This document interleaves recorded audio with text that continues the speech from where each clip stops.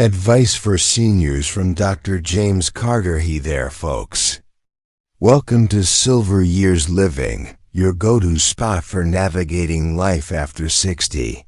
I'm Dr. James Carter, a retired sociology professor from Oregon State University, and today I've got something special, some hard-earned wisdom for us seniors that's hit a lot of people right in the heart. I've seen grown men and women, tough as nails, wipe tears from their eyes after hearing this, and I think you might feel it too. After 35 years teaching, researching, and living life, I've got a few things to say about making these golden years shine, not just survive. If we're still stumbling over the same old mistakes past 60, trust me, life can get bumpy fast. So grab a cup of coffee, settle in, and let's talk. I grew up in a little town called Klamath Falls, Oregon. Nothing fancy, just a place where the air smells like pine and folks know your name. My dad was a logger, my mom ran a diner, and money was tight. I worked my way through college, got my PhD, and spent decades at Oregon State studying how families work and sometimes don't. I retired 5 years ago.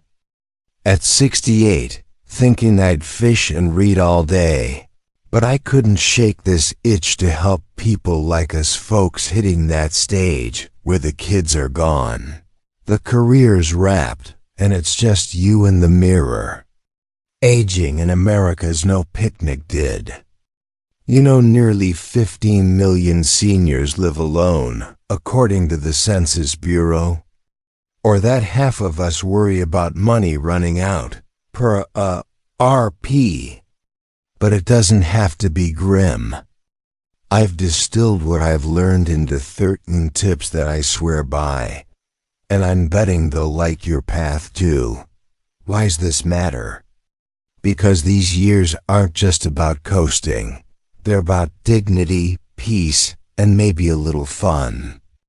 I've talked to hundreds of seniors over the years, students, parents, neighbors, old friends, and too many say the same thing. I wish I'd known this sooner. One gal, Betty from Corvallis, told me she spent her 70s fighting with her kids over cash, only to lose them and her savings to bitterness. Another guy, Hank, said he worked himself sick trying to keep up with grandkids, missing out on his own dreams. I don't want that for you. These tips? They're about avoiding regret, keeping what matters close, and letting go of what doesn't. If you're in for a long, strong ride, stick with me. And hey, hit that subscribe button. You might want to replay this when life throws you a curveball.1. Don't tell your kids how much you've got stashed away. Let's start with a tough one. But it's a game changer. I'm not saying your kids are gold diggers. Most aren't, but money's a spark that can burn down a family. The American Bar Association says 70% of family disputes tie back to inheritance fights. Take this story from Boise, Idaho, a few years back. Margaret, a widow in her 70s, had 3 sons and a farm worth a chunk. She was open about her $400,000 nest egg, thinking it'd keep things fair. Big mistake. Her youngest, Tom, wanted the house for a startup. Dave, the eldest, figured he earned more for sticking around. Rick just needed cash. It went from tense dinners to silence, then tragedy of fire, 3 lives lost, all over dollars.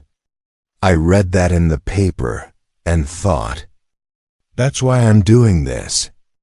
My dad used to say, Blood's thicker than water, but money's thicker than both. And he wasn't kidding. Big families? Double the risk. My buddy Ed in Salem had 6 kids, 2 marriages worth, and when he mentioned his savings, it was chaos. Loans, early inheritance demands, a courtroom mess. He lost half to lawyers. Here's the fix: keep it vague. Enough to get by, you say with a grin. No numbers, no drama. Your wills with a lawyer? Perfect, let it speak later. You didn't hustle decades to see your kids feud. It's your peace, their harmony worth it. Number 2. Quit bickering with your spouse past 60. Your spouse isn't just a roommate, they're your lifeline. Jobs are done, kids are out, and it's you two against the sunset. They say, young love's hot, old love's steady, and boy, is that true. I've been married to Ellen for 42 years, and sure, we've had our spats over burnt toast, politics, you name it. But now, she's my anchor. I heard about a couple in Eugene, Frank and Linda, who fought over little stuff till Frank's heart gave out at 73. Linda told me, I'd give anything for one more argument. Don't let that be you. The National Institute on Aging says, couples who stick together live longer, up to 5 years more. Why? They're your rock, your laugh, your late night chat. So drop the petty stuff. Ellen and I made a rule: no grudges past sundown. If you're mad, talk it out or let it go. Treat them like gold, cook their favorite meal, hold their hand. Nobody wants to face old age alone, and you don't have to. Love's the glue. Don't break it. Number 3. Don't pull out your wallet for grandkids' full-time career. This one stings, but hear me out. Grandkids are a blast. Mine, little Sophie and Max, light up my world. But studies show 60% of seniors who take on childcare full-time end up wiped out. Per the Perth, my neighbor Clara, in Portland. She raised her daughter's 2 boys, paid for clothes, food, even daycare, while her health tanked. Back pain, sleepless nights, and guess what? Her daughter barely said thanks. Clara told me, I thought I was helping, but I lost myself. Kids today think different. They're wired for independence, not obligation. You might drain your savings and strength, only to spark tension. My advice? Set limits. Love them, spoil them a bit. Take Sophie for ice cream, not a mortgage. Save your energy for you. Travel, read, nap. It's not selfish, it's smart. Clara wishes she'd done it sooner. Number 4. If you're solo, don't rush to remarry. Leaving alone and eyeing the altar. Pump the brakes. I get it, loneliness bites. After my pal Joe's wife passed, he jumped into a marriage at 67. 6 months later, they're clashing over thermostats and bank accounts. Divorced by 68. Pew study says late life marriages fail 50% more than first ones. Why? You've got your ways, they've got theirs, and blending's tough. Instead, lean into freedom. I know a widow, Grace, in Bend. She took up painting at 70, travels solo to the coast.